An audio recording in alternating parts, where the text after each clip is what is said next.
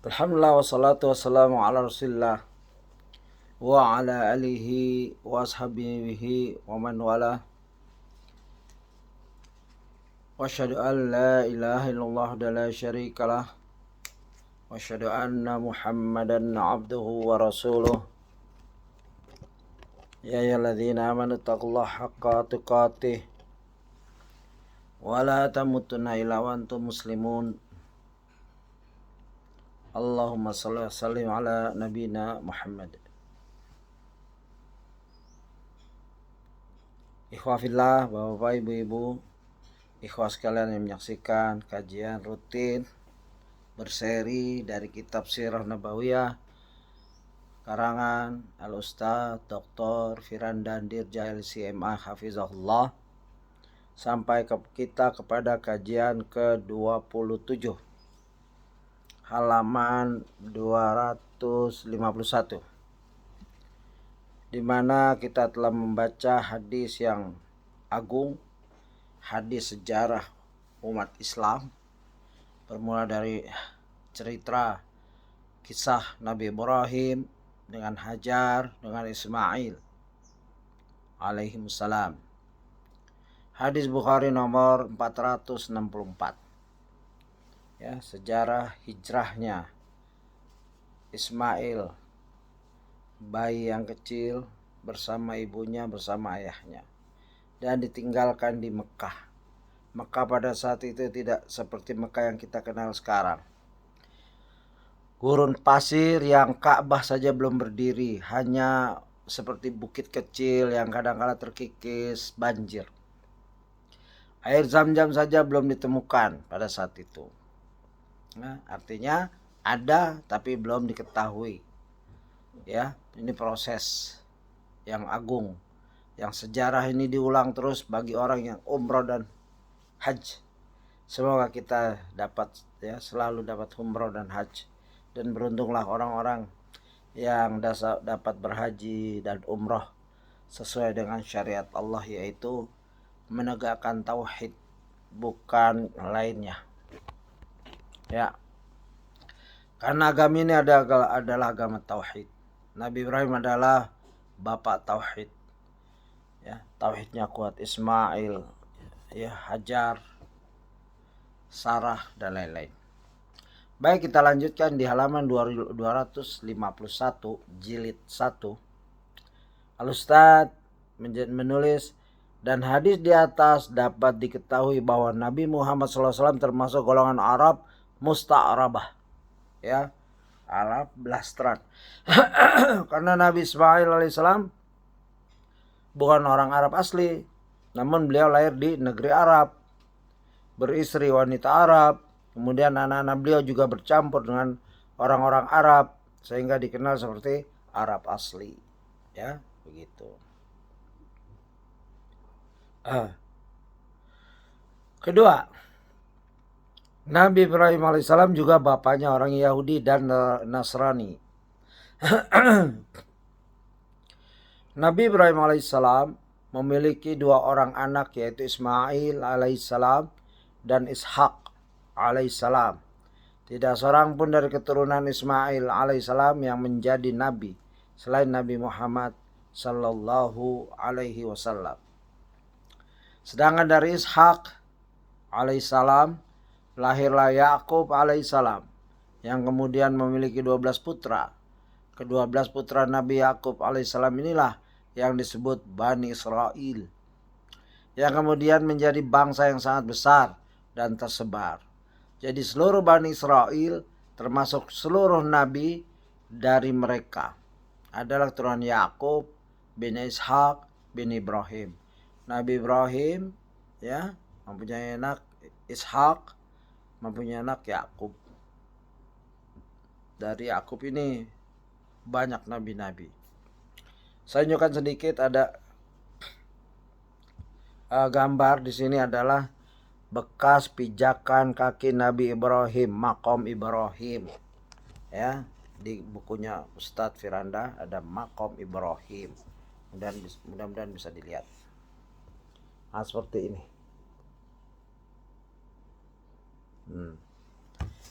Ini makam Ibrahim waktu Nabi Ibrahim menaruhkan batu-batu yang diantarkan oleh Ismail lama-lama tinggi. Dia perlu pijakan karena ketinggian badannya kalah dengan ketinggian dinding. Begitu. Allah berfirman, wa qalu kunu hudan aw nasara tahtadu qul bal millata Ibrahim hanifa wa ma kana minal musyrikin. Dan mereka berkata, hendaklah kamu menjadi penganut agama Yahudi atau Nasrani, niscaya kamu mendapat petunjuk. Katakanlah, tidak, melainkan kami mengikut agama Ibrahim yang lurus, dan bukanlah dia Ibrahim itu dari golongan orang musyrik. Quran surat Al-Baqarah ayat 135. Allah Ta'ala Subhanahu wa ta'ala memerintahkan Nabi Muhammad SAW untuk membantah mereka dengan sesuatu yang mereka akui, yaitu kebenaran dan kemurnian agama Ibrahim alaihissalam. Ya. Agama Ibrahim itu lurus, hanifah, musliman, wa ma ana minal musyrikin. Ya. Hanif, lurus, cenderung kepada tauhid, pada kebenaran, Islam. Ya, agama Nabi Ibrahim adalah Islam. Gitu. Maka turunannya Nabi Muhammad SAW membawa Islam yang telah dibawa dari nenek moyangnya Ibrahim, Ismail, ya, alaihi wassalam. Sedangkan agama Yahudi dan Nasrani saat itu hingga saat ini adalah agama kesyirikan. Nenek moyang kita memang sama, tapi akidah dan agama kita sama sekali berbeda. Ingat ya, di Yahudi sudah ada kesyirikan, mengangkat Uzair ibnullah. Ya, mereka menyatakan Uzair itu anak Allah. Orang Kristen Nasrani mengatakan Isa ibnullah, Al-Masih ibnullah. Isa itu anak Allah. Ini kesyirikan, tidak boleh kita ikuti. Ya, aslinya boleh, yaitu Ibrahim, Nabi Ibrahim tidak pernah ngajak seperti itu. Setelah agama dirubah-rubah, kita nggak boleh ikut Yahudi, nggak boleh ikut Nasrani, walaupun sumbernya dulu sama, ya, dari Nabi Ibrahim, ya, dari keturunan Ishak, begitu. Cuma Nabi Muhammad SAW dari keturunan Ismail alaihissalam. 3. Nasab Nabi Muhammad Sallallahu Alaihi Wasallam. Nabi Muhammad Sallallahu Alaihi Wasallam manusia termulia yang memiliki nasab yang paling mulia. Ya, manusia mulia mempunyai nasab yang mulia. Inilah Nabi kita Muhammad Sallallahu Alaihi Wasallam. Yaitu Muhammad bin Abdullah bin Abdul Muttalib bin Hashim bin Abdi Manaf bin Qusay bin Kilab bin Murrah bin Ka'ab bin al-Wa'i, ya, bin al-Awi bin Ghalib bin Fihr bin Malik bin Nadri bin Kinanah bin Huzaimah bin Mudrikah bin Ilyas bin Mudar bin Nizar bin Ma'ad bin Adnan, ya. Muhammad bin Abdullah bin Abdul Muttalib bin Hashim bin Abdul Manaf bin Qusay. Di sini ada catatan kaki oleh Ustadz Firanda di Qusay, yaitu catatan kaki nomor 14. Baik, kita bacakan.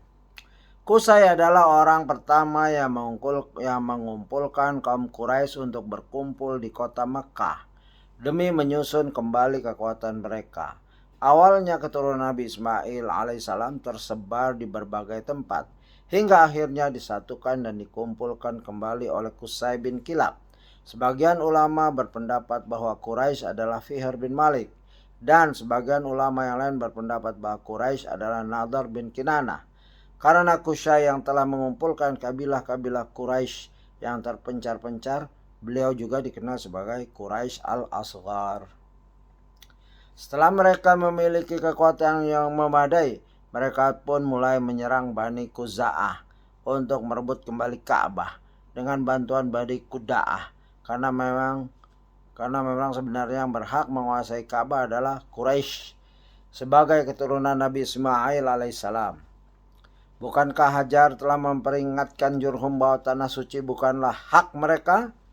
Bukankah yang membangun Ka'bah adalah Nabi Ismail alaihissalam yang merupakan nenek moyang suku Quraisy sebagaimana telah lalu?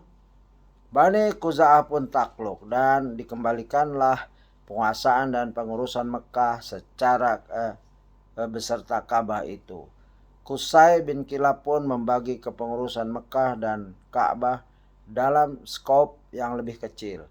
Ada bagian siqayah yang berwenang untuk memberi minum kepada jamaah haji, Rifadah yang berwenang untuk memberi makanan kepada jamaah haji, Hijabah yang berwenang untuk menentukan waktu pembukaan pintu Ka'bah serta penutupan Ka'bah dengan kiswah, dan Liwa yang memegang kepemimpinan di dalam peperangan. Qusay membagi kepengurusan Ka'bah ini kepada anak-anaknya. Qusay bin Kilab memilih 4 putra, yaitu Abduddar, Abdul Manab, kakek Nabi Muhammad SAW, Abdul Syam, dan Abdul Uzza. Ketika mulai beranjak tua, Qusay bin Kilab pun menyerahkan kepemimpinan pada anak yang tertua, yaitu Abduddar. Sepeninggal sang ayah, Abduddar pun memegang tampuk kepemimpinan Mekah. Setelah beberapa lama Abduddar meninggal dunia. Ketika itulah terjadi perebutan kuasaan. Hingga Quraisy pun terpecah menjadi 2 kubu, yaitu kubu yang mendukung Bani Abduddar dan kubu yang mendukung Bani Abdul Manab. Bahkan mereka saling bersekutu dalam bersumpah setia di antara mereka. Bani Abdul Manab mengadakan upacara yang disebut Halful Mutayyabin untuk melawan saudara-saudara mereka sendiri, yaitu Bani Abduddar. Disebut demikian karena mereka mencelupkan tangan mereka ke dalam bejana yang dipenuhi atib minyak wangi sebagai tanda setia mereka. Sementara Bani Abduddar bersama sekutunya pun juga mengadakan sumpah yang sama, namun bukan dengan cara mencelupkan tangan ke minyak wangi, melainkan ke bejana yang penuh darah.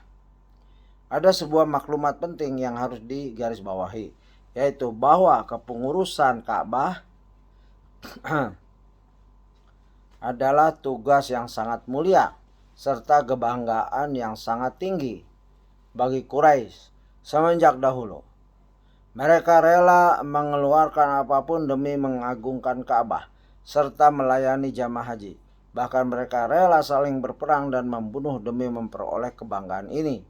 Setelah berlalu beberapa waktu, perselisihan dalam tubuh Quraisy ini pun akhirnya mereda. Mereka akhirnya memutuskan untuk berdamai, membagi tugas terkait Mekah dan Ka'bah menjadi 2, yaitu 1. Bagian Rifadah dan Siqayah memberi makan dan minum diberikan kepada Bani Abdul Manaf. Bagian Liwa dan Hijabah, termasuk kunci Ka'bah, diserahkan kepada Bani Abduddar. Abdul Manaf memiliki 40 putra, yaitu Hashim, Al-Muttalib, Abdul Syam, dan Naufal. Hashim yang merupakan putra sulung Abdul Manaf pun bertanggung jawab atas Siqayah dari Rifadah. Hashim terkenal sebagai orang yang sangat baik dan dermawan. Disebutkan bahwa nama Hashim diberikan kepadanya lantaran ia suka memecahkan atau menghashim roti untuk dibagikan kepada para jemaah haji. Dikisahkan bahwa suatu hari Hashim bertolak menuju Syam untuk berdagang. Di tengah perjalanan beliau mampir di Madinah lalu menikahi seorang wanita yang berasal dari Bani Adi bin An-Najjar yang bernama Salmah binti Amr. Hashim pun tinggal di Madinah selama beberapa waktu, lalu ia pun melanjutkan perjalanannya menuju negeri Syam, meninggalkan Salmah yang tengah mengandung buah hati keduanya. Hashim akhirnya meninggal di Gaza, Palestina, sebelum berhasil kembali ke Mekah. Tak lama kemudian Salma pun melahirkan seorang putra yang kemudian ia namai dengan Syaibah, karena ia terlahir dengan sehelai uban syaib di kepalanya. Syaibah kecil pun tumbuh besar di Madinah tanpa sepengetahuan paman-pamannya, yaitu saudara-saudaranya Hashim. Setelah kabar wafatnya Hashim sampai kepada Bani Abu Manaf, Rifadah dan Sikaya pun berpindah kepada adik kandungnya, yaitu Al-Muttalib. Sama seperti kakaknya, Al-Muttalib juga merupakan sosok yang sangat dermawan. Bahkan ia digelari dengan Al-Fayyad karena kebaikan-kebaikan seakan-akan mengalir yafid darinya. Waktu demi waktu pun berlalu hingga sampailah kepada Al-Muttalib kabar akan keponakannya, yaitu Syaibah bin Hashim yang berada di Madinah. Ia pun bergegas menuju Madinah untuk menjemput keponakannya tersebut. Ketika pertama kali melihat Syaibah kecil, Al-Muttalib tak kuasa menahan tangisnya lantaran teringat akan kakaknya yang tercinta. Al-Muttalib pun mengajak Syaibah ke Mekkah, namun Syaibah tidak mau ikut kecuali jika ibunya mengizinkan. Pada awalnya sang ibu tak rela melepas Syaibah, namun setelah dibujuk oleh Al-Muttalib dan dijelaskan bahwa Syaibah akan kembali memegang kekuasaan ayahnya, yaitu Hashim, akhirnya hati sang ibu pun luluh, lantas mengizinkan putranya untuk pergi. Al-Muttalib pun membonceng Syaibah di atas untanya menuju Mekah hingga keduanya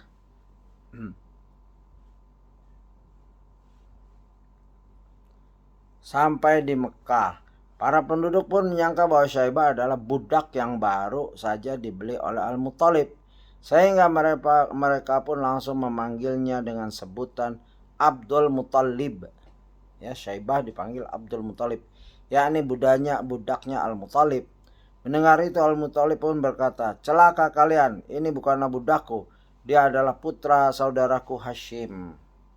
Setelah Al-Muttalib meninggal dunia, tanggung jawab Sikayah dan Rifadah pun diteruskan oleh Syaibah Abdul Muttalib bin Hashim. Lihat Ar-Rahiq Al-Maktum halaman 40-41. Ini kutipan dari Ustadz. Abdul Muttalib atau Syaibah adalah kakek Nabi Muhammad sallallahu alaihi wasallam. Setelah Abdul Muttalib meninggal dunia, tugasnya pun diserahkan pada putranya, yaitu Al-Abbas bin Abdul Muttalib, yaitu paman Nabi Muhammad sallallahu alaihi wasallam. Ini catatan kaki dari Abdul Manaf bin Qusay, ya begitu. Muhammad bin Abdullah bin Abdul Muttalib bin Hashim bin Abdul Manaf bin Qusay. Lalu bin Kilab bin Murrah bin Ghalib. Kita kembali kepada silsilah Nabi. Tadi itu catatan kaki berhenti di Qusay. Lalu kita balikan lagi dari ulang. Muhammad bin Abdullah bin Abdul Muttalib bin Hashim bin Abdul Manaf bin Qusay bin Kilab bin Murrah bin Ghalib. Ya. Bin Fihr bin Nadar bin Kinanah bin Khuzaimah bin Mudrikah bin Ilyas bin Mudar bin Nizar, ya, bin Ma'ad bin Adnan. Mungkin dalam bahasa Arab tadi saya ada kesalahan, ya dimaafkan saja, saya baca aja sendiri. Nah, ini ada catatan kaki nomor 15. Ini Sahih Al-Bukhari jilid 5 halaman 45. Silsilah tadi. Ya, Ustadz juga bikin bagan yang cukup bagus, ya, dari Fihr atau Quraisy, Al-Harith, Ghalib, Muharib, Taim, Al-Adnan, Lu'ay, Amir, Ka'ab. Turun lagi dari Ka'ab, ya tadi dari Fihr, Quraisy itu ada 3, ya, Al-Harith, Ghalib dan Muharib. Dari Ghalib ada turunan yaitu Taim, Al-Adnan dan Lu'ay. Dari Lu'ay ada 2, Amir dan Ka'ab. Dari Ka'ab ada uh, Husalah, Murrah, dan Adi. Dari Husalah, dari Husais ada dua, ya, Husais, Saham, dan Jumah. Dari Murrah ada Makhzum, Taim, dan Kilab. Dari Kilab ada Zuhra dan Qusay. Dari Qusay ada Abdul Manaf, Abduddar, dan Abdul Uzza. Dari Abdul Manaf ada Naufal, Abdul Syam, Hashim, Al-Muttalib. Dari Hashim, nah ini kakeknya Nabi, Abdul Muttalib, yaitu Saibah. Dari Abdul Muttalib ada Huzar, Abdul Ka'bah, Az-Zubair, Al-Harith, Abdullah, ini ya, Abdullah, Abu Lahab, Al-Ghaidaq, Hamzah, Al-Abbas, Abu Talib, ya, Abu Talib bapaknya Ali. Sedangkan Abdullah bapaknya Muhammad sallallahu alaihi wasallam. Inilah silsilah beliau, ya, yang agung, yang bersih, yang mulia, ya. Jadi turunan dari bangsawan. Ini pengurus Ka'bah. Karena kakek-kakeknya yaitu Ismail, ya, bersama Hajar mengurus Ka'bah. Silakan dilihat di halaman yang mempunyai bukunya di halaman 256. Saya sarankan punya bukunya kalau bisa. Kita baca bersama sampai habis. Kalau baca sendiri mungkin males, ya, atau enggak terekam. Kalau baca begini insya Allah terekam manfaatnya. Para ulama telah ijma atau sepakat, konsensus tentang nasab Nabi Muhammad SAW hingga Adnan, ya. Adapun dari Adnan sampai ke Ismail alaihissalam maka terdapat khilaf di kalangan para ulama. Ya, ada ijma, ada khilaf. Ya. Selain itu tidak ada hadis sahih yang menjelaskan tentang hal ini. Ada yang berpendapat bahwa jumlah bapak kakek antara Adnan dan Ismail alaihissalam adalah 7. Ada yang mengatakan 9, ada yang mengatakan 10, dan ada pula yang mengatakan 40. Adapun dari Ismail alaihissalam bin Ibrahim alaihissalam hingga Adam alaihissalam maka lebih tidak bisa dipastikan lagi. Ya, banyak emang silsilah sampai Adam bahkan, tapi itu nggak bisa dipastikan. Biasanya dari Israiliyat atau dari Nasrani.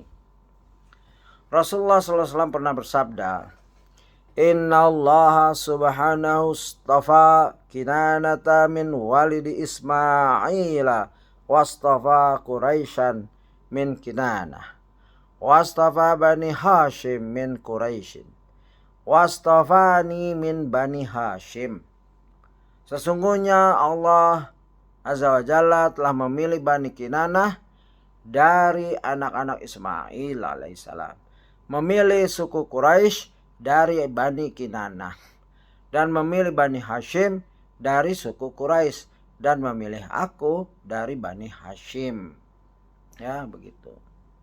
Ini ada catatan, yaitu hadis riwayat Muslim 2276. Ya, silsilah ini hadis sahih. Ya, boleh dipegang istilahnya.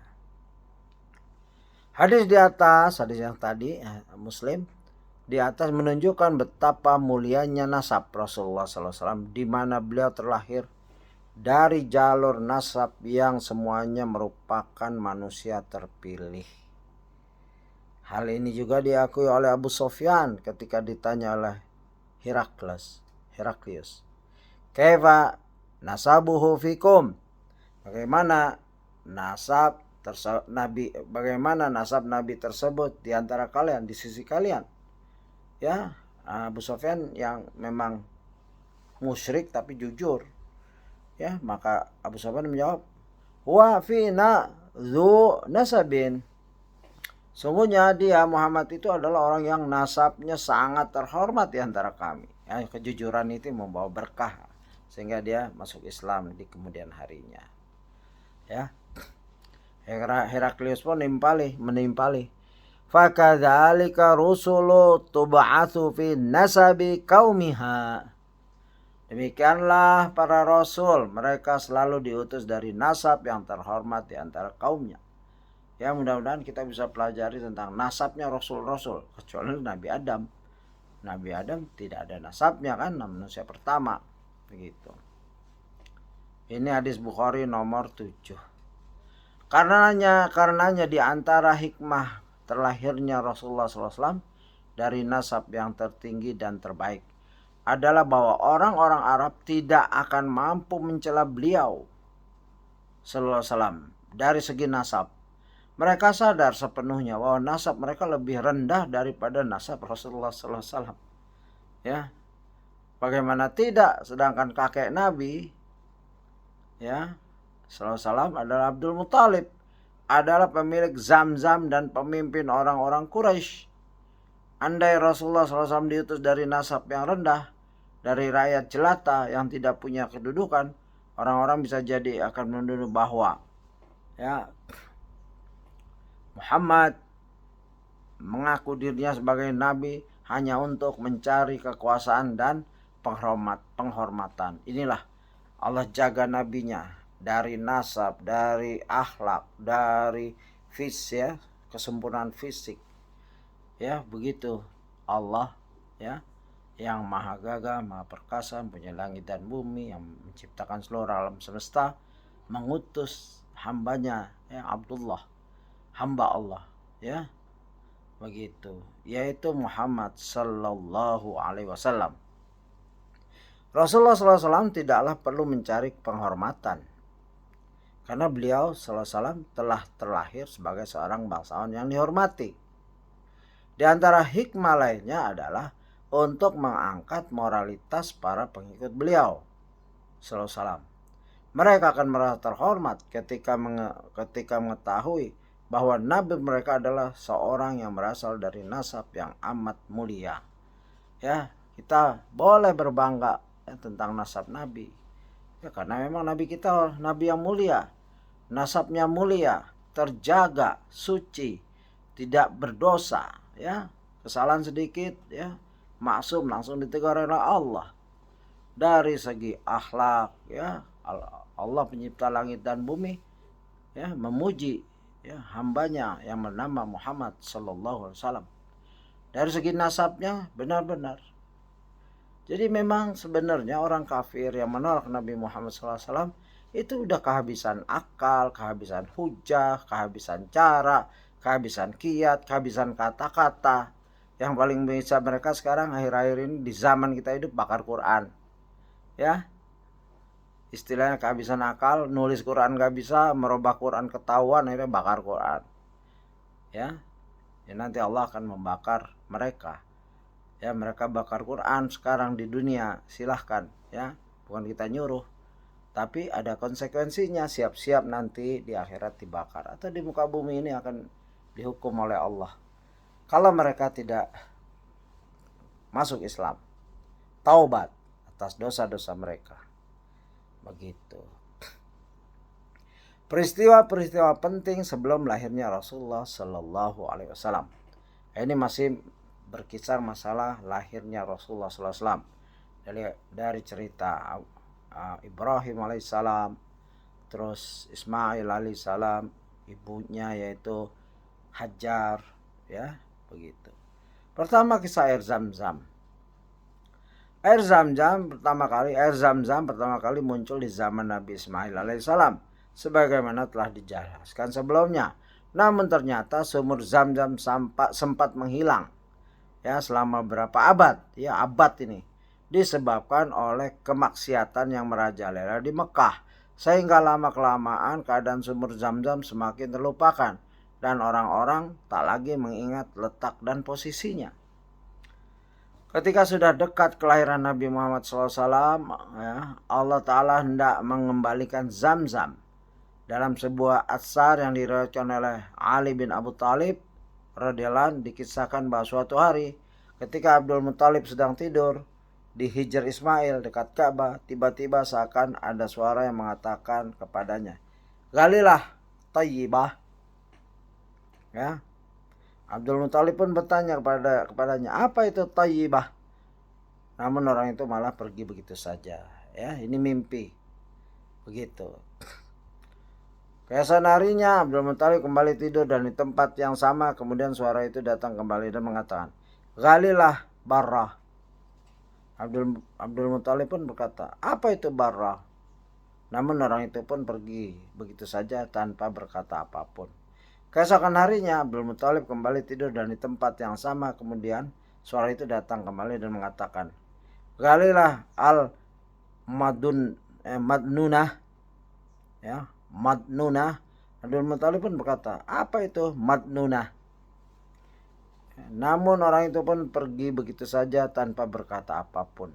Keesokan harinya Abdul Muthalib kembali tidur di tempat yang sama. Kemudian suara itu datang kembali dan mengatakan, "Ghalilah Zamzam." Abdul Muthalib pun berkata, "Apa itu Zamzam?" Subhanallah. Jadi Abdul Muthalib nggak tahu Zamzam itu apa. Ya, saking banyak maksiat, Zamzam tertutup sampai sejarahnya pun hilang. Padahal ini sejarah besar. Penemuan air Zam-Zam dari nenek-nenek moyangnya yaitu Ibrahim, Ismail, Hajar dan lain-lain. Sampai Abdul Muthalib pun berkata, "Apa itu Zam-Zam?" Orang itu pun akhirnya menjawab, "Zam-Zam adalah air yang tidak akan surut. Dengan air tersebut kau akan memberi minum para jemaah haji." Begitu. Kemudian ia pun memberitahukan letaknya kepada Abdul Muthalib, yaitu di tempat sarang semut, atau sebagaimana dalam riwayat lainnya, di tempat yang ketika itu ada burung gagak yang mematuk-matuk di situ. Keesokan harinya Abdul Muthalib pun berangkat dengan membawa cangkulnya bersama putranya, yaitu Al-Harith. Al-Harith adalah putra satu-satunya Abdul Muthalib saat itu. Sebelum akhirnya ia memiliki beberapa putra lainnya.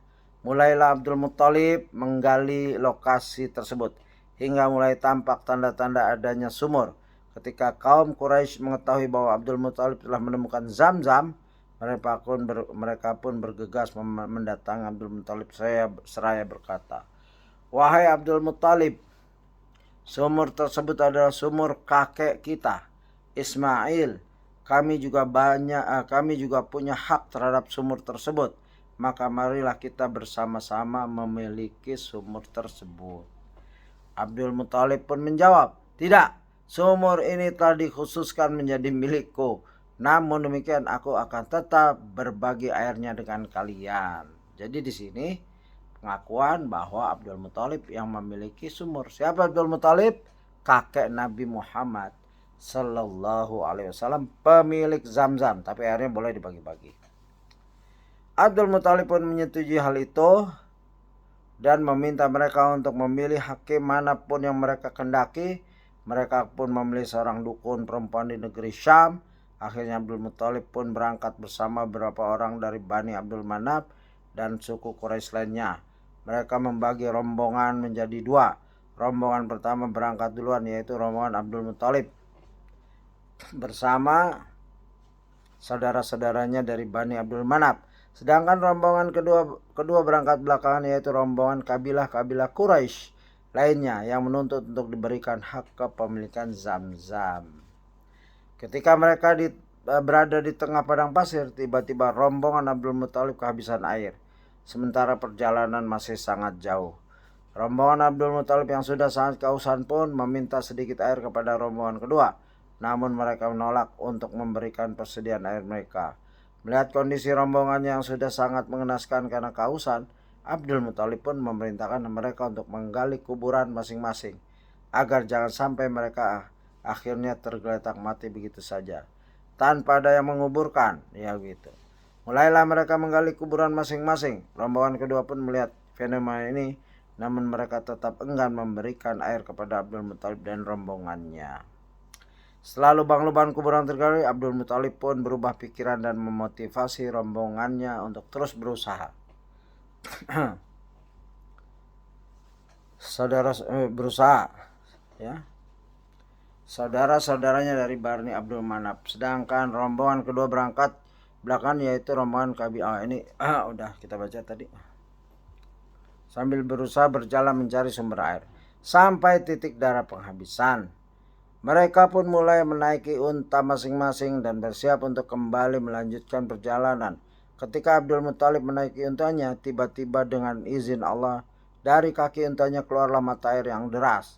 Abdul Muthalib dan rombongannya pun meminumnya dan mengisi kantung-kantung air mereka. Tak lupa Abdul Muthalib juga memanggil rombongan kedua untuk ikut minum dan mengisi ulang persediaan air mereka. Subhanallah, Abdul Muthalib baik sekali ya kakeknya. Minta air nggak dikasih, begitu mereka nemukan air dikasih. Itulah kakek Nabi. Menyaksikan peristiwa tersebut, kabilah-kabilah Quraisy pun sadar dan meyakini bahwa peristiwa ajaib tersebut adalah pertanda akan keberkahan Abdul Muthalib atas kepemilikan Zam-Zam.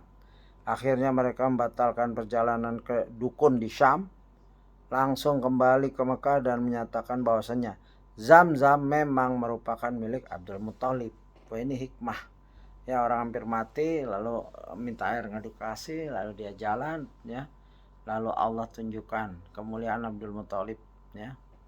Lihat sirah Ibnu Hisham ya, buku 1 halaman 143 145. Ibnu Ishaq meriwayatkannya dengan sanad yang bersambung gitu.